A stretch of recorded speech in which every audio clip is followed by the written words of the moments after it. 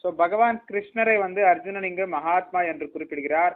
பிறகு பிரம்மாவை விட சிறந்தவரே என்று குறிப்பிடுகிறார். நீங்கள் தான் ஆதி படைப்பாளர் என்று குறிப்பிடுகிறார். மேலும்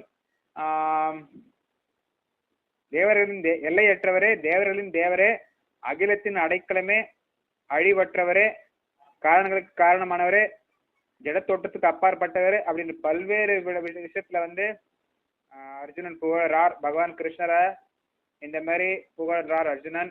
பகவான் கிருஷ்ணரை புகழ்றதுக்கு அவருடைய லீலைகளை நினைவு கொள்ள வேண்டும், அவருடைய குணங்களை நினைவு கொள்ள வேண்டும். லீலைகள், குணங்கள், அவர் பக்தர்களிடம் செய்த லீலைகள், அவருக்கு இருக்கும் குணங்கள் எல்லாத்தையும் நாம் புகழ வேண்டும். சோ பகவான் கிருஷ்ணரை புகழ்வதற்கான வழிமுறையை அர்ஜுனனே இங்கு நமக்கு எடுத்துரைக்கிறார். ஆச்சாரியர்